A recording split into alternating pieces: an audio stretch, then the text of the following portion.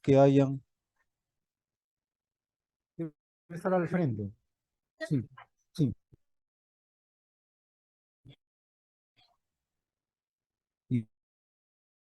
Y, y bajo esos otros scores bastante complejos, como van a ver, ¿no?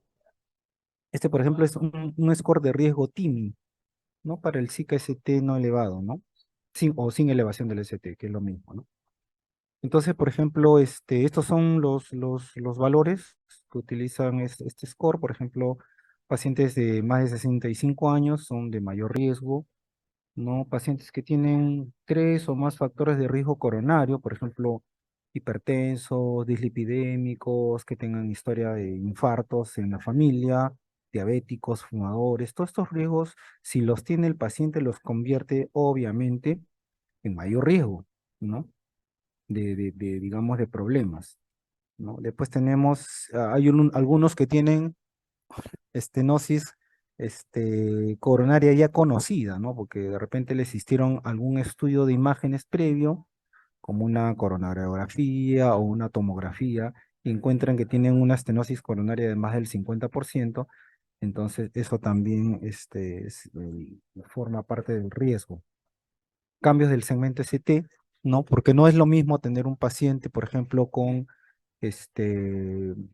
dolor de pecho y zika ST no elevado, que no tenga cambios del ST, que solamente tenga cambios de la onda T o electrocardiograma normal, ¿no? Entonces, si tiene cambios del ST, es un paciente de mayor riesgo, ¿no? Que tenga episodios frecuentes durante las últimas 24 horas, ¿no? ¿No? Que haya sido recomendado de tomar aspirina en los últimos 7 días y que tenga marcadores de necrosis positiva. Eso que tenga, por ejemplo, CPK positiva o que tenga troponinas positiva, lo hace también a un paciente de alto riesgo, ¿no? Entonces, fíjense acá, ¿no? Como a medida que el paciente tiene más puntaje en el TIMI, en el score de TIMI, ¿no? Lo convierte en un paciente de mayor riesgo de complicaciones. ¿No? Mayor riesgo de complicaciones. Entonces, en este tipo de pacientes que tienen mayor riesgo, sí amerita hacerle un cateterismo con miras a una revascularización, ¿no? Entonces, por ejemplo, para este SCORTIMI, con estas variables, cuando tenemos de 0 a 2 puntos, el paciente es de bajo riesgo, ¿no? Y no necesariamente va a entrar a un cateterismo inmediatamente, ¿no? Cuando es de 3 a 4 puntos, es un riesgo intermedio con alta probabilidad de que un CAT, y pacientes que tienen score de 5 a 7 puntos es de alto riesgo y estos pacientes tienen que entrar inmediatamente, o digamos, en el transcurso de las pocas horas, debe entrar a un cateterismo para una revascularización, ¿no? Ahora, la pregunta es, ¿todos los pacientes que tienen un síndrome coronario agudo deben entrar a cateterismo? La respuesta es sí. La respuesta sí, todos tienen que tener. Y el problema viene acá es en qué momento va a entrar a hacerse un cateterismo un paciente con zika ST no elevado. Eso lo vamos a hacer inmediatamente dentro de las primeras 24 horas o puede ser después de las 48 horas o en la primera semana o qué sé yo, más adelante, ¿no? Digamos que esa es la discusión. Porque de que todos tienen que entrar a un cateterismo, la respuesta es sí. El problema es en qué momento le voy a hacer un cateterismo, ¿no? Aquí hay otra escala de graduación también de riesgo de complicaciones en el Zika ST no elevado que le llaman el score de Grace.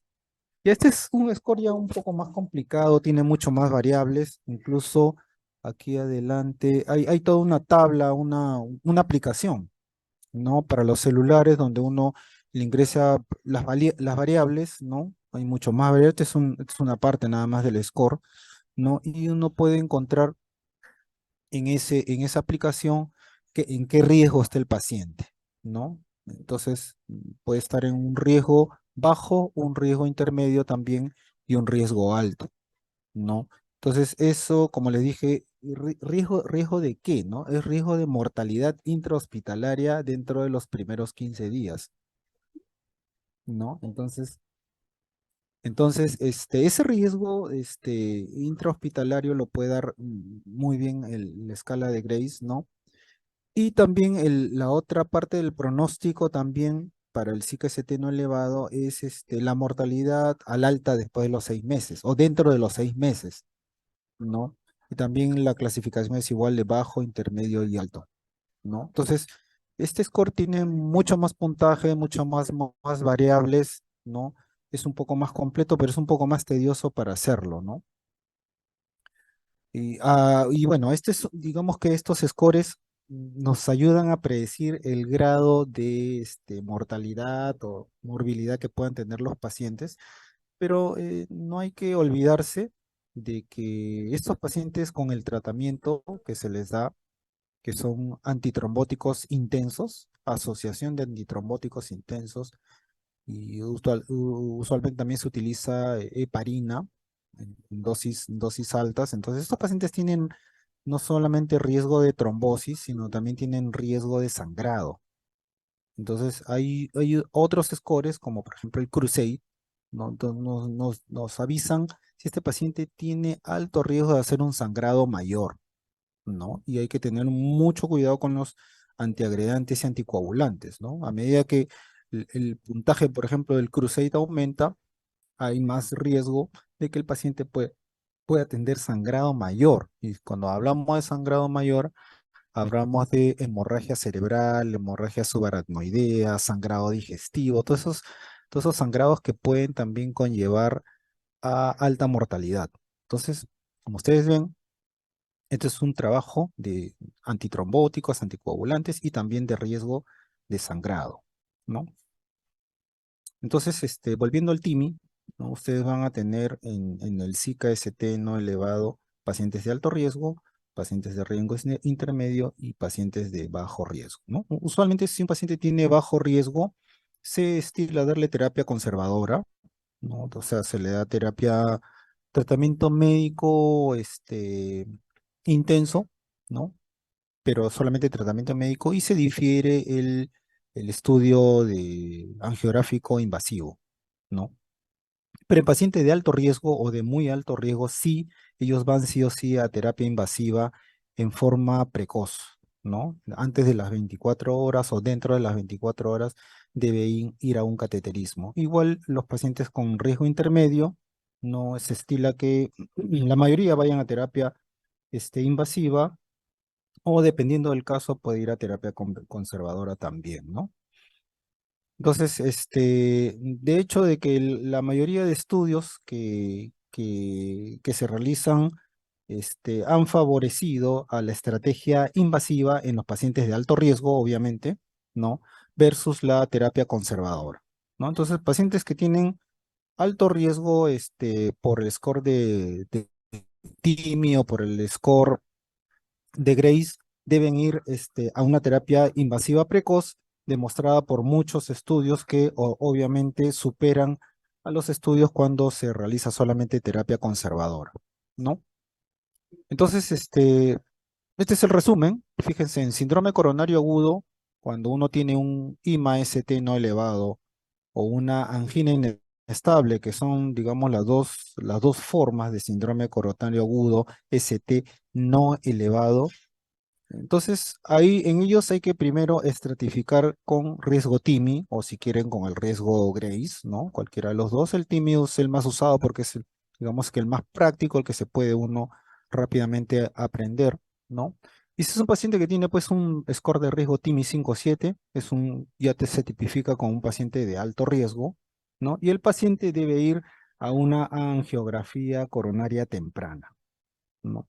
Obviamente en el interín de del cateterismo, de la angiografía, pues tenemos que darle una terapia intensa, ¿no? Que es asociar, por ejemplo, dos antiagregantes plaquetarios, ¿no? Que pueden ser aspirina, clopidogrel, o aspirina con inhibidores de la glicoproteína 2B3A, ¿no? Dar beta bloqueadores para disminuir el consumo de oxígeno, nitratos si hay mucha isquemia, anticoagulación con heparina de peso molecular o heparina no fraccionada, estatinas, ¿no?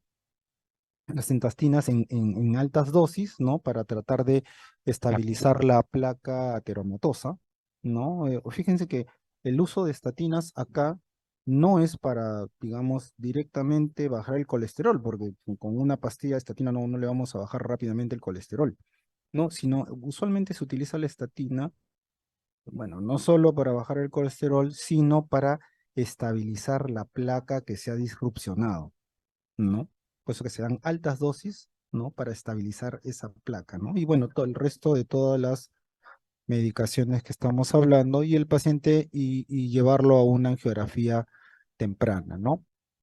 En cambio, el paciente de bajo riesgo con un score de Timi 02, le damos terapia también intensa con aspirina, beta bloqueadores, nitratos para el dolor, estatinas, asociación aspirina clopidogrel, heparina, ¿no? Y de repente, antes del alta y si se estabiliza bien y no tiene molestias, se le puede hacer unas pruebas de estrés prealta, ¿no? Esa es, digamos, la actuación en el bajo riesgo, ¿no? Y en el riesgo intermedio es más o menos también como en el alto riesgo, bueno, ya depende, digamos, acá siempre hay discusiones, ¿no? Lo más fácil es tratar un paciente de alto riesgo o un paciente de bajo riesgo, sabemos que sé, pero a veces el riesgo intermedio nos denota alguna duda, ¿qué hacemos? ¿Le hacemos un cateterismo o le hacemos una angiografía, ¿no? Ya eso depende, bueno, del criterio del médico, pero lo recomendable es de que también tanto los de alto riesgo como de riesgo intermedio entren a hemodinámica para hacerle un cateterismo, ¿no? Y bueno, finalmente estos pacientes de bajo riesgo, si tienen, por ejemplo, un ecocardiograma con una baja fracción de eyección o tiene una prueba normal de tipo estrés, como por ejemplo una resonancia magnética con estrés farmacológico, si es anormal esto, si es positiva o tiene una fracción de eyección baja, estos pacientes pasan a una angiografía coronaria, ¿no? Esto es lo mismo, también es un resumen, fíjense. El síntoma de inicio es el dolor anginoso, que el paciente usualmente hace que concurra a la emergencia, ¿no? Entonces acá lo clasifica de dos maneras, ¿no? Si el paciente va pues a un centro donde se haga intervencionismo percutáneo, ¿no? O el paciente acude a un centro hospitalario donde no hacen intervención percutánea, ¿no? Entonces, en nuestros centros, la verdad es que la mayoría de hospitales no tiene equipos de guardia donde hagan intervencionismo percutáneo. Entonces, hay que tomar, digamos, otro tipo de acciones, ¿no? Pero digamos, la clasificación, la estratificación del riesgo del paciente procede en ambos centros, ¿no? Porque si nosotros tenemos, por ejemplo, un paciente de alto riesgo o de muy alto riesgo, ¿no? Que acude a un centro donde hay cateterismo, pues de frente va a un intervencionismo invasivo, ¿no? Dentro de las 2 primeras horas, ¿no? Pero si el paciente, por ejemplo, acude a un centro donde no haya intervencionismo percutáneo, entonces nosotros en ese interín, si hacemos la estratificación de riesgo y el paciente califica como alto riesgo y mi hospital no hace intervencionismo percutáneo, pues yo tengo que buscar la manera de transferirlo a un sitio donde sí hagan intervencionismo y se le puede hacer el cateterismo en el menor tiempo posible, ¿no? Lo mismo ocurre con pacientes de alto riesgo y riesgo intermedio, hay que transferirlos, ¿no? Obviamente antes de la transferencia hay que darle el tratamiento médico adecuado, ¿no? Estamos hablando de doble antiagregación, estamos hablando de anticoagulación con heparina, utilizamiento o uso de nitratos vía oral o vía endovenosa, este, antiagregantes plaquetarios y bueno, y atorvastatina para estabilizar la placa, ¿no? Y ahora, si más bien un paciente califica como bajo riesgo y mi centro de salud o mi hospital no tiene intervencionismo, entonces ese paciente no lo transfiero, le doy tratamiento médico máximo y evalúo después la posibilidad de hacerle o no hacerle un cateterismo, ¿no? O de repente, Si decido hacerle un cateterismo, no va a ser urgente, no va a ser ni dentro de las primeras horas ni las 24 horas, sino se puede diferir dentro de las 72 horas, ¿no? O para después, ¿no? Y acá fíjense,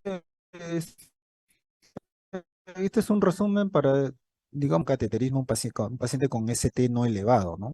Por ejemplo, uno es angina refractaria, o sea que el paciente, a pesar de que yo le doy un tratamiento médico intenso, con heparina, doble antiagregación, aspirina, le doy beta bloqueadores, nitratos endovenosos, le doy toda la terapia santa, pero sin embargo el paciente sigue teniendo angina, ¿no? Entonces, ese paciente sí debe ir a un cateterismo, ¿no?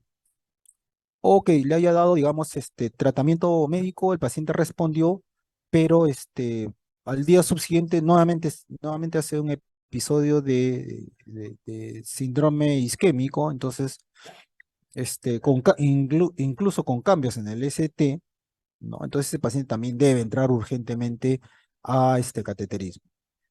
Lo otro es, si es que tiene un ST no elevado y hace falla cardíaca, o sea, el paciente entra en disfunción ventricular con disnea, con crepitantes, ese paciente también es de alto riesgo. Ese paciente también debe entrar rápidamente a un cateterismo. Shock cardiogénico también, ¿no? Obviamente, ¿no? Ante un shock no podemos pasivamente darle tratamiento médico y esperar que responda. No, paciente con shock cardiogénico por una inestabilidad hemodinámica, por un SICA-ST no elevado debe entrar a cateterismo. O que está haciendo arritmias malignas, ¿no? Taquicardia ventricular, fibrilación ventricular, etcétera, ¿no? Después tenemos acá, no apurarnos si el paciente ya no tiene dolor, ya se calmó el dolor, desapareció el dolor, el paciente se estabilizó muy bien, no tiene signos de falla cardíaca, no elevó troponinas, ¿no? Y sus alteraciones en el electrocardiograma no son digamos, muy intensas, ¿no? No hay descenso del ST, solamente cambios de repolarización. Entonces, este paciente tranquilamente puede ir a ir a un tratamiento médico y esperar más adelante hacerle de repente el estudio angiográfico, ¿no? Y este es el intermedio, el paciente que sí debe entrar a cateterismo, no urgente, no en el momento, especialmente los que tienen troponinas elevadas, cambios del ST, diabéticos, fracción de reacción reducida, angina posinfarto, ¿no? O que ya tenga, pues, que haya sido hecho un cateterismo previo o tenga un bypass previo, ¿no? Entonces, como verán acá en esta parte del SICA-ST no elevado, el tratamiento y la actuación del médico va a depender mucho del riesgo del paciente, ¿no? Entonces, estos pacientes, cuando ustedes vean un paciente con dolor de pecho, y le tomen un electro y le encuentren un ST no elevado, primero hay que estratificar su riesgo. Si es un riesgo muy alto o alto, sí, justifica un CAT. Si es un riesgo bajo, el paciente le dan tratamiento médico y esperamos pues con tranquilidad pues lo ve el cardiólogo clínico y vea qué otras cosas se puede hacer con el paciente para, digamos, diagnosticar su enfermedad, ¿no? Y en el riesgo, digamos, intermedio, sí, se aconseja que también ese paciente, no inmediatamente, pero sí en el corto plazo, entre a una angiografía, ¿no? Muy bien, entonces ese es para el ST no elevado, ¿ok? Ahora vamos a ver qué pasa con el ST elevado. Este también, pues, es un síndrome de coronario agudo, ¿no? Pero bueno, como les digo, en este caso, el paciente tiene que, si diagnosticamos de un paciente con síndrome coronario agudo, ST elevado, tiene que ir sí o sí a terapia de revascularización. O sea, en otras palabras, tiene que abrir el vaso, sea con intervencionismo percutáneo a través de un catéter y un balón, o a través de una sustancia fibrinolítica que disuelve el coágulo, ¿no? Entonces, para eso, para el diagnóstico inicial de este tipo de pacientes, está establecido de que no deben demorarse más de 10 minutos, ¿no? no demorarse más de 10 minutos para hacer un electrocardiograma y ver si este paciente con dolor de pecho tiene ST elevado o ST no elevado. En los primeros 10 minutos, rápidamente. Entonces, tiene un ST elevado, toman una decisión de llamar al grupo, de llamar al grupo de intervencionistas para que abran ese vaso, ¿no? Este, Obviamente este paciente, aparte de haber hecho el diagnóstico, pues tiene que ser monitorizado con un desfibrilador, ¿no? Porque estos pacientes rápidamente se pueden complicar con arritmias malignas y lo que, por ejemplo, ha producido cambios ¿cómo se llama? En el tratamiento del síndrome coronario agudo es justamente esto, el monitoreo electrocardiográfico, ¿no? Porque estos pacientes tienen alta probabilidad de hacer arritmias malignas, paro cardíaco, fibrilación ventricular y el paciente se muere. Entonces, estos pacientes tienen que estar monitorizados sí o sí con un electrocardiógrafo, ¿no? Bueno, se puede utilizar otro tipo de derivaciones para... Porque acá el internet está mejor que allá. ¿No? O por ejemplo, cuando sospechan, también de compromiso del lado derecho, tomar precordiales derechas, ¿no? Y bueno, obviamente todas las muestras de sangre para los marcadores y el diagnóstico final, ¿no? Esto también tienen que tratar de recordárselos, cómo hacemos el diagnóstico de ST elevado, ¿no? Y esto es muy importante, ¿no? Por ejemplo, en pacientes de menos de 40 años, ¿no? Se ha establecido de que la elevación del ST debe ser más de 2.5 milímetros, o sea, 2,5 cuadrados, y tiene que ser dos derivaciones contiguas. Dos derivaciones contiguas, ¿no? Pacientes mayores de 40 años, 2 milímetros, dos derivaciones contiguas.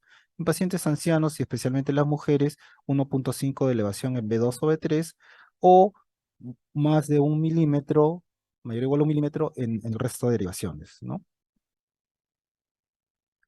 Y estas son algunas consideraciones, digamos, de actuación en el momento, ¿no? La pregunta es, ¿todos los pacientes deben recibir oxígeno? ¿Todos los pacientes que llegan con ST elevado, les debemos poner una cánula nasal o una bolsa con reservorio y oxigenarlos? La respuesta es no, no, porque el oxígeno puede ser, en algunos pacientes puede ser tóxico. Pues solamente utilizamos el oxígeno en pacientes con infarto de miocardio cuya saturación es menor al 90% o que tenga una muestra de A con una presión parcial menor de 60, ¿no? Entonces no debemos utilizarlo en forma rutinaria. Como ustedes podrán ver, a veces llegan pacientes con infarto de miocardio estables, tranquilos, ya se desapareció el dolor, ¿no? Tienen una saturación del 95%, entonces en ellos no es, no es urgente de ponerle oxígeno en cánula nasal o máscara con reservorio, ¿no? Lo que sí, en los pacientes que están con mucho dolor, utilizar opioides, ustedes saben de que el dolor del infarto de miocardio o del ST elevado, de la isquemia del ST elevado, es un dolor muy intenso. El paciente a veces no lo soporta, no lo tolera, entonces se utilizan los opioides como por ejemplo el Demerol o la morfina, ¿no? Especialmente, ¿por qué? Porque esos fármacos calman el dolor, ¿no? Producen también vasodilatación venosa, que es algo positivo, ¿no? Y disminuyen con eso la congestión pulmonar probable y también como son opioides, relajan al paciente, ¿no? Entonces lo dejan un poco más tranquilo y bueno, no, ya ahí existe la oportunidad de hacerle todos sus procedimientos al paciente, ¿no? No está muy recomendado el uso de benzodiazepinas, pero hay pacientes que son muy ansiosos, ¿no? Están, digamos, ya estabilizados del infarto, pero como justamente pues hay que avisarles que el paciente está cursando con un infarto de miocardio, entonces existe ese temor, ¿no? Por hacer una arritmia maligna por morirse, ¿no? Entonces, se puede aconsejar también ansiolíticos de tipo benzodiazepinas, ¿no? Esto es un esquema de cómo llegan los pacientes a la emergencia y en qué emergencia estamos, ¿no? Por ejemplo, este es un centro, por ejemplo, donde sí hay intervencionismo percutáneo 24 horas, ¿no? Entonces, si el paciente tiene la suerte de llegar a un centro donde hay un intervencionismo percutáneo, o sea, hay un equipo de guardia que hace cateterismo las 24 horas, entonces se hace el diagnóstico dentro de los primeros 10 minutos con un electrocardiograma, vemos que es un ST elevado, ¿no? Y el paciente rápidamente, en menos de 60 minutos, puede entrar a una estrategia de apertura del vaso con un balón y con un stent, ¿no? Y rápidamente se hace la reperfusión. Entonces, digamos que eso es lo ideal, ¿no? Pero como lo repito, en nuestro país, en nuestro Lima, no todos los hospitales disponen de centros de cateterismo 24 horas, ¿no? Pero a veces, si uno tiene un poco de suerte y ve un paciente con un infarto de miocardio en horas de la mañana, sí es posible que en varios centros hospitalarios encontremos a los cardiólogos hemodinamistas haciendo intervenciones y podamos hacerle un cateterismo inmediatamente, ¿no? Pero si el paciente tiene la mala suerte de tener un síndrome coronario agudo ST elevado en la noche o en la madrugada, lo más probable es que no se encuentre un centro donde hagan cateterismo. Entonces existe la otra posibilidad. Si este paciente llega a un centro donde no hay cateterismo, pero que dentro de los 10 minutos que le tomamos el electrocardiograma le diagnosticamos un ST elevado, ¿no? Entonces tiene dos opciones, ¿no? Una opción es de que, bueno, se llame un grupo que no está en el momento en el hospital, pero que esté al llamado y puede hacer, digamos, la terapia de reperfusión dentro de los 90 minutos, ¿no? O si vemos que el paciente, o mejor dicho, el centro hospitalario no cuenta con grupo al llamado o el grupo retén, o si ese grupo retén va a demorar más de 120 minutos en llegar al hospital, entonces el paciente entra a una estrategia de fibrinolisis, ¿no? Y se puede hacer una reperfusión, ¿no? Entonces, esto es lo que más hacemos nosotros, ¿no? Porque en la mayoría de hospitales no disponemos de grupo que haga cateterismo. Entonces, ese paciente que ingresa inmediatamente con un ST elevado, lo que hacemos es no demorarnos ni siquiera 10 minutos en hacer el diagnóstico y le hacemos una estrategia de fibrinolisis. O sea, administramos una sustancia que lisa el coágulo, ¿no? Y hacemos una reperfusión farmacológica, ¿no? Eso es lo que hacemos. Esto es lo que más o menos ya les decía en el interín de que el paciente entra a una sala de cateterismo, ¿qué hacemos, no? Entonces tenemos que tomarle su electrocardiograma de dosis y derivaciones. Si es un centro que hace PCI, activar el código de infarto para movilizar todo lo que es el cateterismo. Mientras tanto, le damos aspirina al paciente, le tomamos la saturación, si está en menos de 90, le administramos oxígeno y lo conectamos a un monitor desfibrilador para el caso de que el paciente pueda hacer algún tipo de arritmia, ¿no? Si está con mucho dolor, utilizar opioides. Si está muy ansioso, benzodiazepinas. Y si lo permite la hemodinámica, podemos administrar bloqueadores endovenosos para disminuir el consumo de oxígeno, evitar la taquicardia y evitar la falla cardíaca, ¿no? Mientras tanto, ya cuando el paciente pasa hemodinámica, le canalizan su acceso arterial a nivel de la arteria radial o la arteria femoral, de acuerdo de la habilidad del hemodinamista. Se le administra sus dos antiagregantes, que puede ser aspirina con prasugrel o aspirina con ticagrelor, estos son potentes antitrombóticos, ¿no? Potentes antiagregantes plaquetarios, ¿no? Se le administra también su heparina como para, digamos, inhibir la coagulación, ¿no? Y bueno, se le coloca después el stent farmacoactivo, ¿no? Este cuadrito resume qué es lo que hay que hacer en el caso de que el paciente acuda a un centro de emergencia donde no haya intervencionismo, ¿no? Como les decía, acá hay dos alternativas, ¿no? Si mi hospital no hace cateterismo, dos alternativas. O le doy una terapia con fibrinólisis rápidamente, o de repente el paciente puede ser transferido a un centro donde sí hagan intervencionismo en la noche, por ejemplo, en la madrugada, ¿no? Entonces, si está, digamos, dentro del chance de que ese paciente pueda ser transferido rápidamente, en menos de 2 horas, a un centro donde sí hacen intervencionismo percutáneo, entonces se puede transferir, ¿no? Pero si no hay esa chance, o mi centro de transferencia está muy lejos, o hay un tráfico intenso y ya sabes que no va a llegar al centro hospitalario en menos de 2 horas, entonces lo fibrinolizamos en la emergencia o en la unidad coronaria, ¿no? Y después, bueno, si perfunde, ¿no? Bestial porque hay criterios de reperfusión, el paciente mejora clínicamente, mejora la función ventricular. Pero si no perfunde, o sea, si mi fibronítico no funcionó, ¿no? Tengo la estrategia de repente hacerle una, un cateterismo de rescate o una angioplastía de rescate, ¿no? No funcionó esto, entonces, bueno, de todas maneras va a ir un cateterismo, ¿no? Entonces, digamos que eso es lo que hay que hacer si nuestro centro no tiene, pues, que es la mayoría, ¿no? La mayoría de centros hospitalarios acá no tienen grupo de hemodinamistas para hacer cateterismo a las 24 horas, pues, ¿no? Eso es lo que probablemente haya pasado con el ex congresista que se murió hace unos pocos días, ¿no? Que fue a un sitio donde no había nada, pues, ¿no? ¿No? Entonces de repente ha tenido pues un poco de mala suerte porque el infarto lo sorprendió 11:30 de la noche, ¿no? Donde no hay pues ni siquiera hay un médico de guardia, ¿no?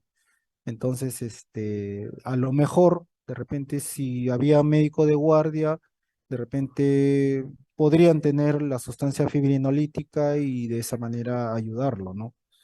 Pero hasta donde yo sé, incluso en esos centros de salud que están alejados, pues no hay sustancia fibrinolítica. Y si hay, de repente el médico no sabe colocar terapia fibrinolítica. Entonces, esa es la realidad pues que estamos viviendo, ¿no? Si ustedes van a otros países, por ejemplo, se van a Chile, se van a Argentina, se van a Uruguay, ¿no? Hay varios centros donde sí hay grupos de cardiólogos intervencionistas que están de guardia 24 horas. Pues 2, 3 de la mañana va, el paciente acude, le hacen su cateterismo, le abren el vaso y va bien, ¿no? Pues por eso es que acá, pues, infartarse, pues, en altas horas de la madrugada no es una buena opción porque no hay dónde ir, ¿no? Esto es lo mismo, como les decía, acá un poquito en grande, ¿no? Cuando tenemos un paciente con síntomas anginosos típicos, ¿no? Y diagnosticamos de un ST elevado, tenemos todas estas horas, ¿no? 3 horas. Cuanto menos horas demora en hacerle una angioplastía primaria, es lo mejor. Pero fíjense que podemos tener hasta 12 horas de chance de hacerle un cateterismo. Obviamente que a medida que pasan las horas, ¿no? Pasan las horas, el resultado no va a ser el mismo, ¿no? Cuanto más precoz se pueda abrir el vaso, ¿no? O administrar la fibrinólisis, vamos a rescatar mayor cantidad de músculo cardíaco y el paciente va a quedar en mejor condición funcional, ¿no? Que si nosotros hacemos un cateterismo o hacemos una fibrinólisis digamos, a las 12 horas y el resultado va a ser menor, ¿no? O sea, vamos ya a encontrar mayor músculo cardíaco muerto, deteriorado, y de repente no vamos a rescatar mucho músculo, ¿no? Pero de todas maneras, si un paciente sigue teniendo angina durante las 12 horas del evento agudo, del inicio de evento agudo, está recomendado dar fibrinólisis o meterlo a una sala de cateterismo para que le hagan una angioplastía, ¿no? Ya con resultados un poco diferentes, ¿no? Y bueno, mientras el hemodinamista, pues, abre su servicio de angioplastías mientras el personal acude. Entonces nosotros tenemos que ir dándole antiagregantes plaquetarios tipo aspirina, que lo podemos asociar con clopidogrel o aspirina con prasugrel, ¿no? Este prasugrel es un antitrombótico más potente que el clopidogrel, ¿no? Entonces, si el paciente va a ser sometido a a una intervención percutánea, es mejor utilizar prasugrel que clopidogrel, ¿no? Ahora, bueno, obviamente prasugrel no lo tenemos disponible en todas partes, ¿no? No en todos los hospitales disponen de prasugrel, pero sí casi todos los hospitales tienen clopidogrel. Entonces, si ustedes tienen clopidogrel y tienen aspirina, tienen que cargar al paciente, darle dosis de carga de clopidogrel y dosis de carga de aspirina, ¿no? Eso para facilitarle, digamos, la labor al intervencionista, ¿no? Lo mismo, vamos administrándole heparina, que puede ser heparina de bajo peso molecular o puede ser heparina no fraccionada, ¿no? Más recomendable, la heparina tiene mejores resultados, la heparina de bajo peso molecular, Vivalirudin no tenemos, ¿no? Y esta es, digamos, la indicación de terapia fibrinolítica, ¿no? Que se utiliza también para reperfundir el vaso, ¿no? Se puede utilizar la tecneplasa, se puede utilizar la streptokinasa, la alteplasa, ¿no? Unos con mejor efecto que otros, unos con menos efectos colaterales que otros, ¿no? Y bueno, esta es la recomendación es para, o sea, esto quiere decir de que mientras nosotros le vamos a dar o sea, se le va a colocar una angioplastía o se le va a dar terapia fibrinolítica, está indicado dar la doble agregación y la heparina subcutánea o endovenosa, no sea cual sea la actitud terapéutica que vamos a tomar, ¿no? Y bueno, si estamos frente a un paciente que hemos decidido darle terapia fibrinolítica, porque en nuestro hospital no hacen angioplastía, entonces tenemos estas alternativas, ¿no? Estreptoquinasa ya no la usamos, pero sé que todavía en algunos sitios hay estreptoquinasa. El problema de la estreptoquinasa es que da un poco de efectos colaterales, da mucha hipotensión. Entonces hay que tener mucho cuidado con la administración de estreptoquinasa. Lo que ahora se está manejando bastante es la alteplasa, ¿no? Y la Tenecte Plaza, también lo tienen, pero no lo tienen todos los centros. Pues, este es digamos que es un fibrinolítico que de una sola dosis, o sea, se da un bolo y se lisa el coágulo, ¿no? Es bien fácil de administrarlo y con bastantes buenos resultados, ¿no? Pero el costo es bastante alto, ¿no? La mayoría de centros veo que tiene es Alteplaza, en el cual hay que dar primero un bolo y después dar una infusión, ¿no? Demora más o menos 90 minutos en dar la sustancia fibrinolítica, ¿no? En cambio, esto se da en bolos, es mucho más rápido y se obtienen mejores resultados, ¿no? Y bueno, pues esto es más o menos lo mismo cuando utilizamos la estrategia de abrir un vaso con intervención. Bueno, es un resumen de todo lo que les he dicho, ¿no? Cómo se utiliza la aspirina, el clopidogrel, la enoxaparina, el bolo del fibrinolítico, ¿no? O el uso de antiagregantes, la asociación prasugrel con aspirina o clopidogrel, ¿no? Los beta bloqueadores y bueno, toda la terapia que se da cuando se utiliza la estrategia invasiva, ¿no? Obviamente que todo tiene su indicación y su contraindicación, hay que tener mucho cuidado cuando administramos fibrinolisis, de tener algunas contraindicaciones, ¿no? No todo paciente se le va a administrar así libremente sin tener en cuenta contraindicaciones absolutas, como por ejemplo pacientes que han tenido ya una hemorragia cerebral, no podemos darle una sustancia fibrinolítica porque si es una hemorragia cerebral reciente de menos de 6 meses, está contraindicado, ¿no? Porque el paciente puede sangrar nuevamente, por vía sistema nervioso central y lo que queríamos ayudarlo se transforma pues en una tragedia, ¿no? Ictus isquémico, afectación del sistema nervioso por tumores, malformaciones arteriovenosas, aneurismas, un grado gastrointestinal reciente dentro del primer mes, por ejemplo, paciente que tenga una úlcera que haya sangrado en el último mes, tampoco le podemos indicar un fibrinolítico porque lo va a hacer nuevamente sangrar del estómago, ¿no? Pacientes con aneurisma y secante de aorta tampoco está contraindicado ahí, ¿no?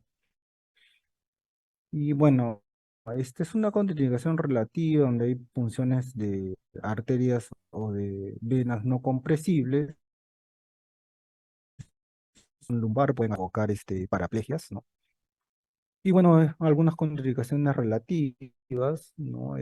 Por ejemplo, un paciente que esté anticoagulado, pacientes embarazadas, ¿no? Hipertensión refractaria, se le puede bajar la presión y se le administra el fibrinolítico, enfermedad hepática avanzada, habría que ver qué grado tiene, endocarditis infecciosa, tener mucho cuidado, úlcera no activa acá, ¿no? Y bueno, reanimación cardiopulmonar prolongada traumática también es una contraindicación, ¿no? Yo he visto a veces pacientes que han sangrado después de una reanimación cardiopulmonar vigorosa y que se les ha administrado fibrinolíticos y han terminado sangrando, ¿no? Y bueno, estos ya son cuidados post-reperfusión, donde ya pues al paciente se le hizo el cateterismo, se le abrió el vaso, mejoró hemodinámicamente, se reperfundió bien la arteria y hay que pasarlo a UCI, hay que monitorizarlo 24 horas, ya felizmente ya este paciente se estabiliza, hay que hacerlo movilizar las piernas para evitar la trombosis venosa profunda, todos sus tratamientos farmacológicos y bueno, ya todo el tratamiento que va a hacer después, ¿no? Muy bien, entonces eso es lo que básicamente quería mostrarles en relación ¿cómo se llama? Al, al síndrome coronario agudo, ¿no? Que es diferente al síndrome coronario crónico, ¿no? Entonces, en el síndrome coronario agudo existen estos dos elementos que son el ST no elevado y el ST elevado, donde ya saben que el ST elevado hay que abrir el vaso, ¿no? Sí o sí tienen que abrir el vaso, sea con angioplastía o sea con trombolisis, ¿no? Lo que tengan en el hospital. Si no tienen en el hospital intervencionismo y si tienen un hospital cerca que lo pueden hacer y hay posibilidad de transferirlo rápidamente, lo mandan para que le hagan el cateterismo y le abran el vaso. Si no hay un hospital cerca que lo haga, o si hay y se va a demorar más de 120 minutos en llegar, entonces mejor lo fibrinolizan en su hospital, ¿ya? Ahora, yo he visto también que hay sitios donde no tienen ni siquiera fibrinolíticos. Entonces, esa es la otra posibilidad de transferir al paciente para que lo fibrinolicen en otro hospital donde sí cuenten con sustancia fibrinolítica, ¿no? Eso también ocurre en nuestro país, ¿no? Entonces, si tu centro de salud no tiene sustancia fibrinolítica o no existe un personal que tenga la experiencia de administrarlo, lo transfieren inmediatamente a otro hospital donde sí tengan y tengan, digamos, el entrenamiento para utilizar este fibrinolisis, ¿no? En cambio, en el otro, ya saben que en el SICA-ST no elevado, ya saben que hay que estratificar el riesgo. Estratificar el riesgo, si es alto riesgo, entra cateterismo. Si es bajo riesgo, esperamos. Si es riesgo intermedio, hay que valorar. La mayoría entran al cateterismo, pero no urgente, ¿no? Entonces, esas son las estrategias en los síndromes coronarios, agudos, ¿no? Muy bien, ahí lo vamos a dejar. No sé si tienen alguna pregunta. No, doctor, todo claro. Muy bien, entonces nos estaríamos viendo mañana para la clase teórica. Muchas gracias, doctor.